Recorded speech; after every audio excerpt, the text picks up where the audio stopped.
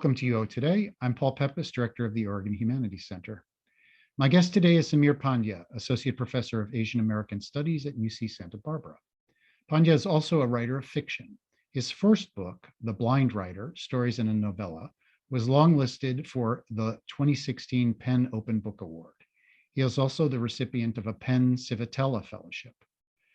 Pandya's novel, Members Only, was named an NPR Best Books of 2020 and was a finalist for the 90th Annual California Book Award in Fiction. Pandya's scholarly essays have been published in the Journal of Asian American Studies, South Asian Popular Culture, and Amerasia. He has also published widely in the popular press, with work appearing in The Atlantic, ESPN, Salon, Sports Illustrated, New York Daily News, among others. On November 10th, 2021, Pandya will give a virtual reading as a guest of the University of Oregon's Creative Writing Program. Thanks, Sameer, so much for coming on the show. It's great to have you. Hey, Paul, thanks so much. I'm looking forward to our chat. So can you share with us the story of your journey to becoming a fiction writer? It's a somewhat unusual trajectory. And then also how you came to write your first novel, Members Only. Yeah. So I studied history as an undergraduate, and after I graduated, I had taken, in that era, in the early 90s, which is similar to, in some ways, this era, you took these fiction writing workshops where you learned to write the short story. And at that point, I graduated in 1994, so my family had moved here from India in 1980. So 14 years into this particular experiment, I wasn't quite prepared to tell my parents that I wanted to go become a short story writer, which I'm not sure 28 years into the experience, I would say that to them either, right? And so I did, the next kind of more practical thing, which is I got a PhD in literature. And I finished, and I went off to my first job in an English department, teaching South Asian literature. That is what I was trained to do. And somewhere in the middle of it, I think my distinct memory was teaching Heart of Darkness for the 15th time, a novella which I love and I continue to love. And yet I think I had this moment, which was like, when Kurtz has this moment of horror, I just thought I couldn't quite teach this book anymore, right? And so I kind of made this shift. I had wanted to be a fiction writer, and I was nervous about being a fiction writer.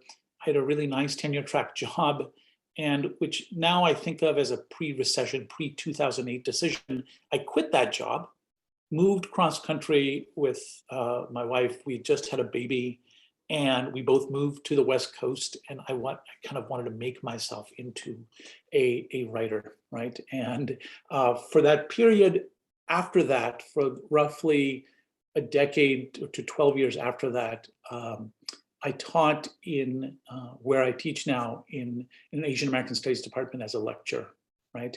And through that process, in an interesting way, I got freed up. And the freeing up meant I started publishing scholarship in the way that I was meant to, which I hadn't really done when I was a faculty member. And then I just started writing fiction, right, which is what I'd wanted to do. And in 2015, I published my first book of stories, which gave me, publishing a book of stories, I think, Paul, as you know, it's just a hard sell, whichever way you do it, right? Like you hear of the great success stories, but there are a lot of us who, for whom this road is difficult and complicated.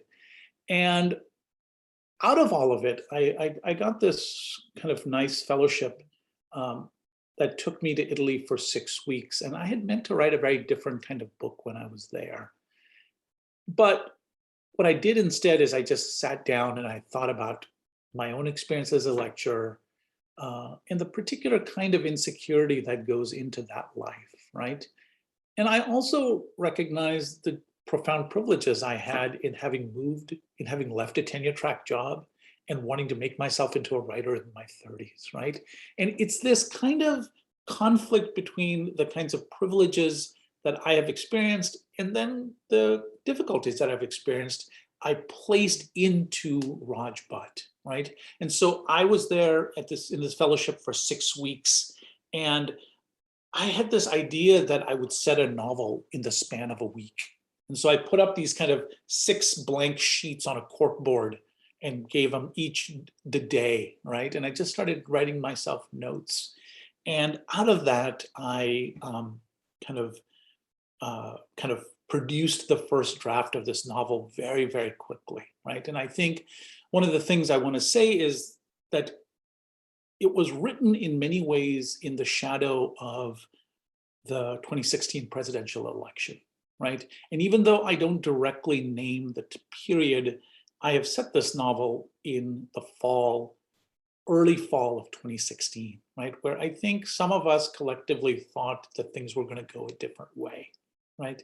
And I think part of what happened in kind of really engaging with this book in 2017 is the one topic that I think I had been a little circumspect about writing about, which was race, I no longer was, right? And so a collection of these different experiences I just kind of placed in there, and I began working on this book, right? And I think I can kind of talk about the process afterwards, but there is a way in which kind of this book was written in a moment of, in some ways, of fatigue. And I think that I've tried to convey that fatigue through the voice of Rod. He has a pretty terrible week, but the terrible week is a kind of a collection, I think in his case, of a couple of terrible years, or even more than that. So you've already told us that it's the book is about Raj Bhatt, and that he's the narrator, and that it happens in a week, and that it's a terrible week, which I would say is an understatement. Can you just quickly give us a kind of thumbnail, a little bit more of a thumbnail of the setup of the novel, and then I'm going to ask you to read a passage. Yeah. So essentially, the novel has these two different narratives, right? The first narrative takes place at a tennis club, a very particular kind of tennis club, which is not posh, which is not fancy, but which is what I would kind of term California fancy, right? That it prides itself on a certain liberal openness, even as it is a private tennis club, right? So that is the first strand. It is a very undiverse tennis club. Raj Bhatt is one of the few non-white members of the club, and he's on this membership committee, and he is kind of excited about the prospect of a non-white family joining the club with him, right? A African-American couple comes in for an interview, and Raj is instantly smitten with both of them, but particularly the man, Bill Brown. And in that kind of moment of smittenness and envy and excitement, Raj makes a mistake, right? And in some ways, the novel kind of tries to work through the shrapnel from the mistake over the next week. The second narrative strand is Raj in his day job, which is as a cultural anthropologist, a lecturer, not a tenure-track faculty member at this college, where he kind of agitated from this evening that he'd had on this membership committee, says something about kind of this idea. He's giving a lecture on Edward Said's Orientalism, I think is a little bit kind of jacked up in a certain way, and kind of makes this argument about the relationship between Christianity and kind of Orientalism. And some students take offense to it. And so in essence, these are the two narrative strands of what happens at the tennis club and what happens on campus. And I kind of go back and forth between them until a certain moment in the text where the two strands overlap with one another. So thanks so much for that thumbnail. Would you read the very beginning of the novel for us? Yeah.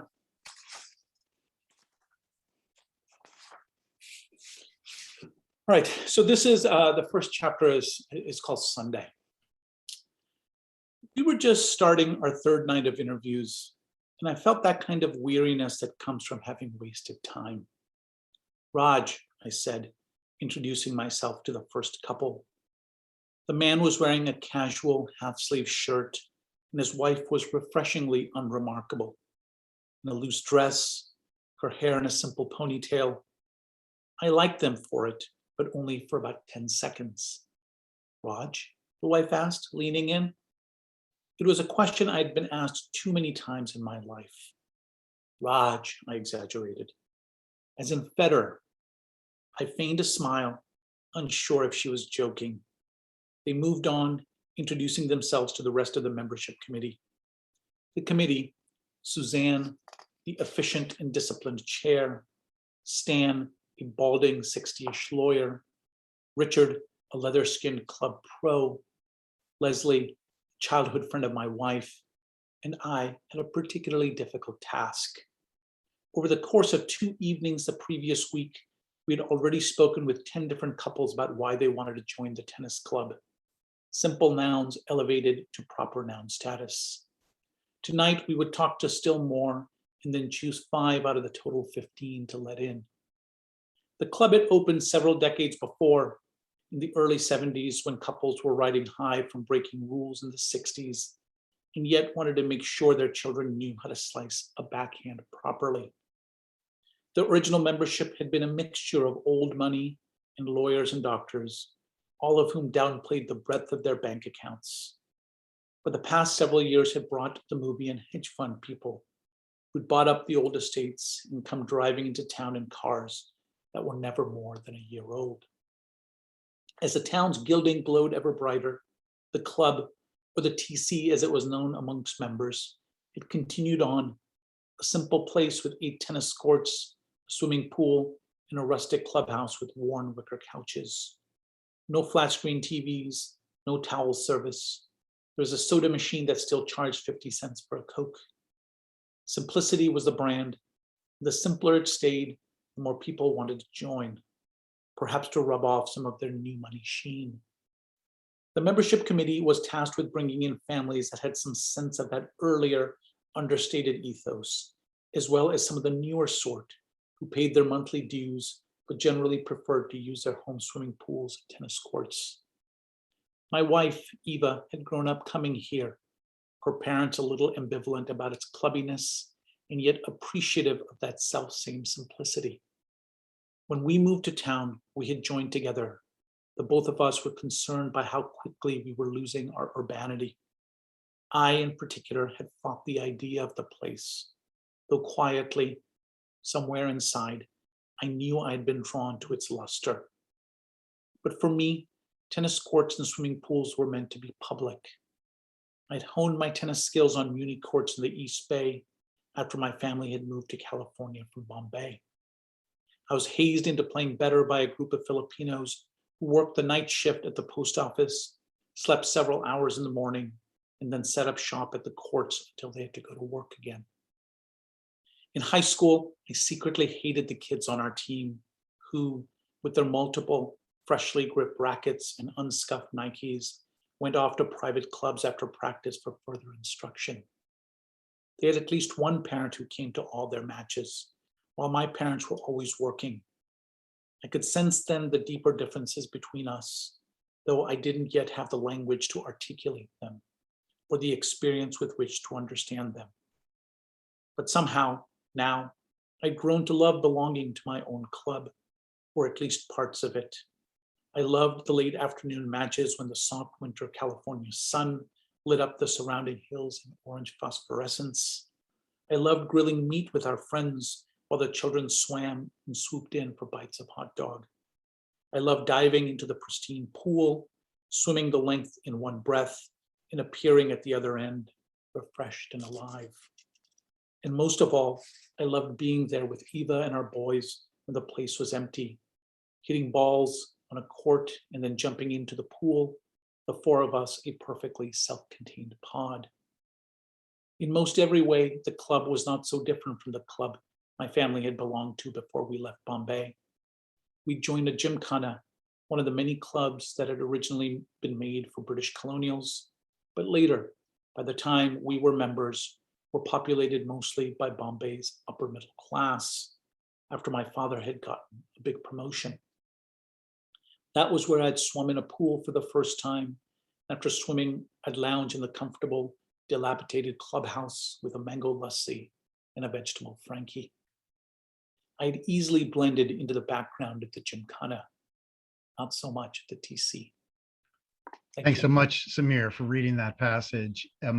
It's a wonderful opening to the book. And we learn immediately, as you've mentioned, I think in passing, that Rajbhat is the narrator as well as the protagonist of the novel. I'm wondering, why did you decide to go with a first person narrator? Why was that limited perspective appealing to you?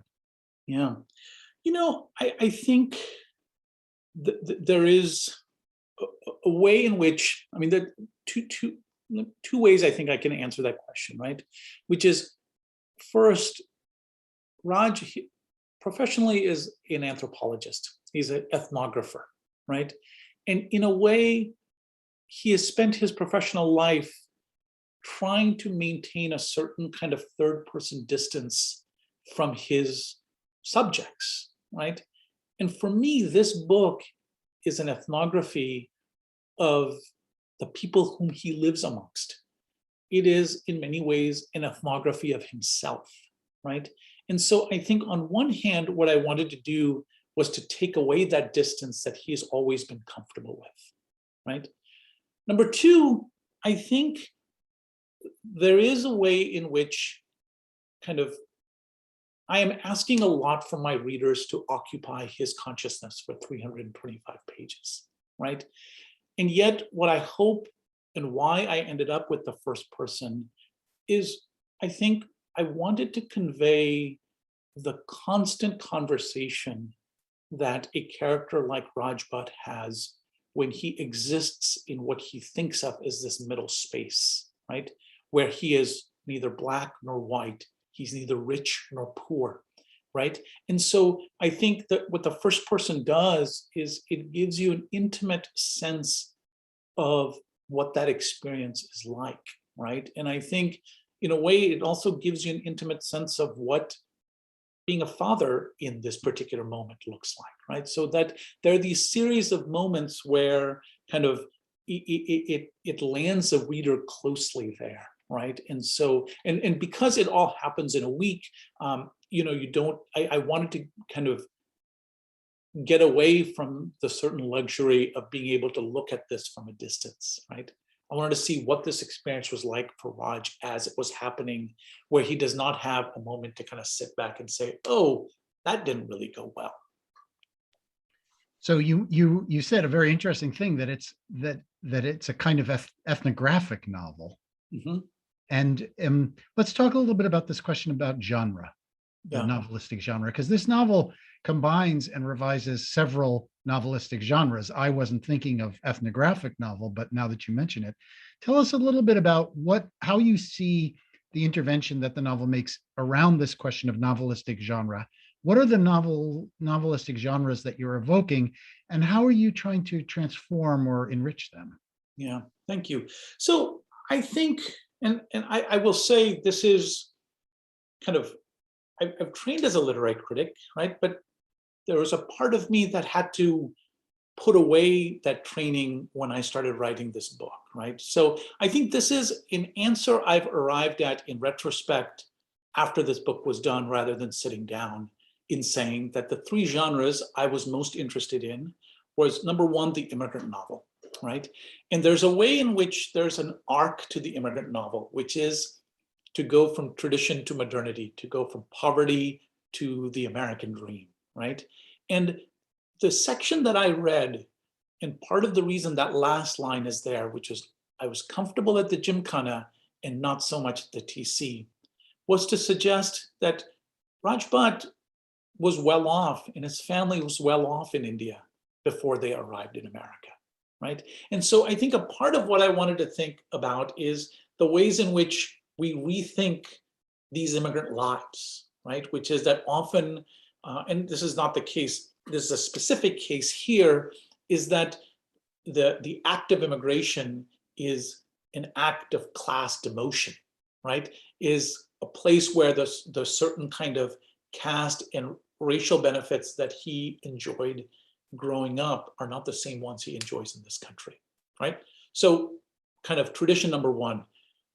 Well before I became middle-aged myself, I love novels about men in middle age having a crisis, right? So in some ways, I think I teethed on Cheever, on Updike, on Richard Ford, right?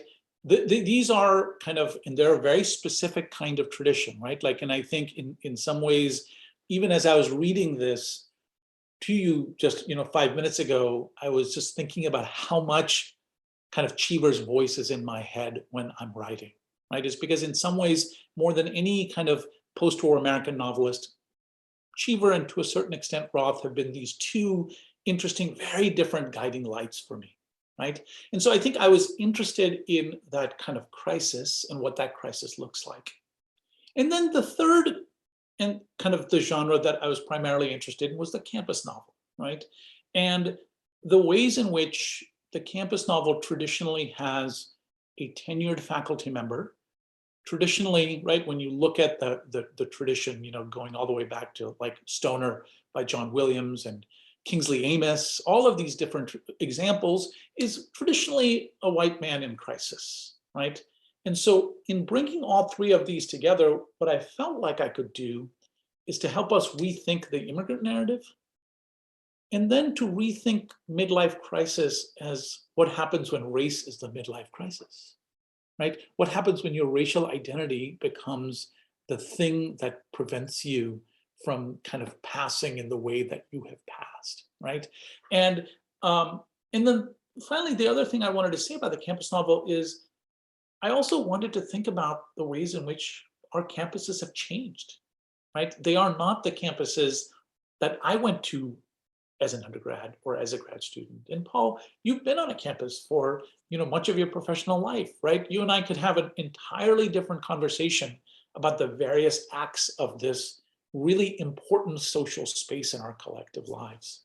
And so I think that those are these kind of three genres that, like, when you mash them up, what's fun is they tend to critique each other, right? By their very presence, which is like, oh, this is the way kind of, Straight Man is another great book that I love by Richard Russo, right? And I was thinking, like, what would it look like if this was brown straight man as opposed to just straight man, And so I think those are the three that I was particularly interested in. It's just fascinating, so interesting. I was going to ask you, because there are some campus novels which that are satirical. Yeah. And I kept asking myself, is this book a satirical novel? And sometimes I thought there were moments that were satirical in your novel, but there are other times when the novel is so realistic. It's there's no exaggeration whatsoever in certain ways, and it's so humane in that sense.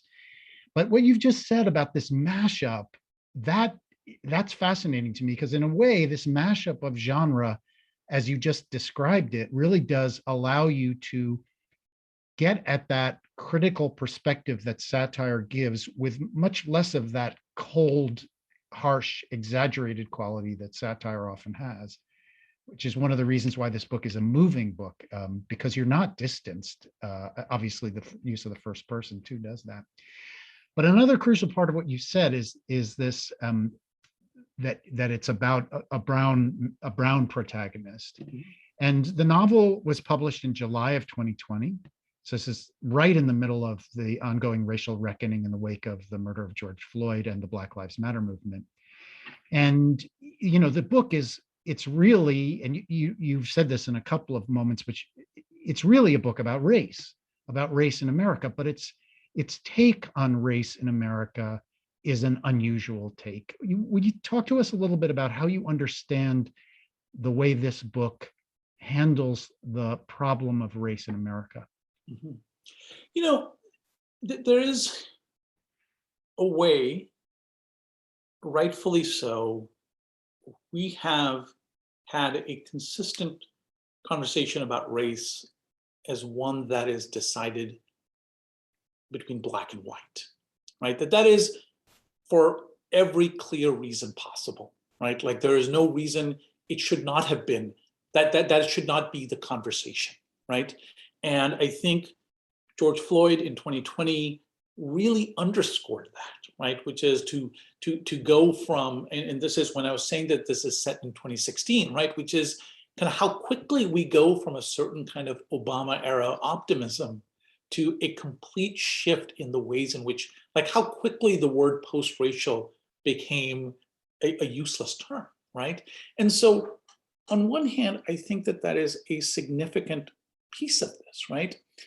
But there is a way in which these other racialized stories, right? And in my case, in talking about being Indian in America, about this notion of brownness, is what it does is not only does it suggest that there are multiple racial histories in this country, but I think that what I was trying to really get at is the ways in which race operates in all sorts of different shifting ways constantly, right? So that there is like, why look at the case of Raj Bhatt is because there's a way in which Raj Bhatt passes until he doesn't, right? That he can exist in these spaces until he makes a mistake that is deemed kind of unforgivable, and he is asked to leave in a certain way. And so I think part of what I was kind of trying to get at is, on one level, just explore what brownness means, right? And this is the thing about when I say brown, to be brown in Indian American and Hindu in this case is different than being brown in Indian American and Muslim in, say, the novelist Ayad Akhtar's case. It's different if you're a Latino writer, right? There are all of these different iterations of it. And I think it's precisely these different iterations which interests me, right? Which is that race in America is a kind of, is a beast that keeps reconfiguring itself. And I think that if we can just like pause, which is what this novel feels like, is let's just pause in this 1 week.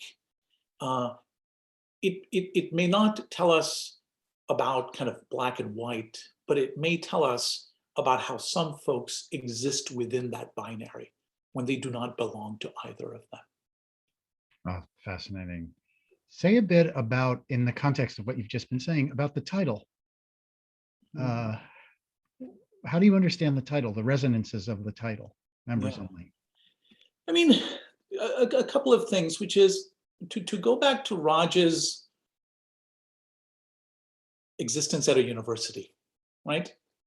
Universities are clubs in a certain way, right?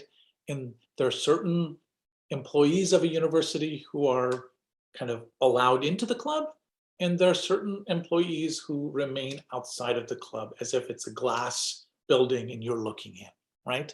And so on one level, I think what I was interested in, of course, in the case of the tennis club, which I'll talk about in a second, but also kind of how that notion of exclusion operates within the very real liberal space of the university, right? Where Paul, you and I know it intimately, right? We are thinking constantly about what inclusion means and how to rethink what the canon means and who to teach and how to teach them. And yet it's always those spaces that kind of, even as it is trying to do what it wants, is supposed to do, kind of reinforces some of these lines of separation. The second aspect of it, and the one that is hard for me to work through and I have no answer, which is what happens when you want membership into a social space that is not certain about its interest in you, right? What is, on one hand, you can just say, well, forget about it, right? I don't want to deal with any of this, right? What does Raj love about the TC? He loves the sanctity of a tennis court and how beautiful a tennis court looks when there's nobody else there and he's hitting these tennis balls with his children, right? And so what does it mean for him to want to be in this place, for him to love being in this place, and for there to be other people in this place who are uncertain of his place, right? And I think it's the contradiction there that I'm much more interested in, the contradictory emotions that Raj has, which is what happens when you love a place that doesn't quite love you back, right? And I think if you were to kind of go further from the screen here, of course, I'm also asking this question about the experience of for example, in this case of being Asian in America, right?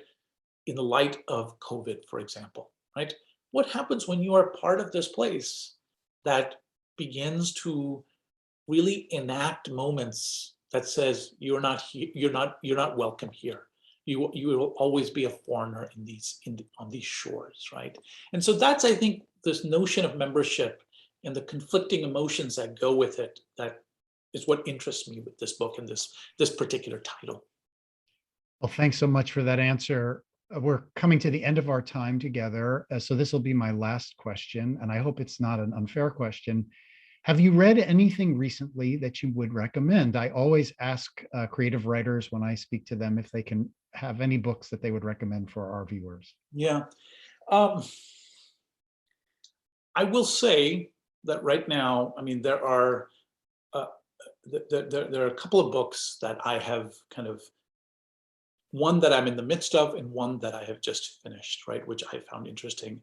For some reason, I picked up End Zone by Don DeLillo, who wrote this book in, I was trying to see when he wrote it. It was published in 1972, right? And so it's a 49-year-old novel right now, which is kind of amazing to me. And Paul, was that his, do you know if that was his first novel? I don't know the answer to that Yeah. question. Anyway, I mean, I should have looked it up. I am kind of in the midst of that. I've enjoyed it kind of quite a bit. I think it's a really, you know, he's good. And in some ways, you know, the fact that kind of one of the characters in Members Only teaches in insecurity studies is my little nod to, you know, in White Noise. I think it's in White Noise where he's a professor of Nazi studies, I think is the phrase that he gives it. So that is kind of one book that I've been kind of digging my way through. The second book is a work of nonfiction. It's called The Loneliest Americans by he's now, I think, a New York Times writer, J. Caspian Kang, which has had a bit of interesting controversy about kind of the ways in which he reads the Asian American experience.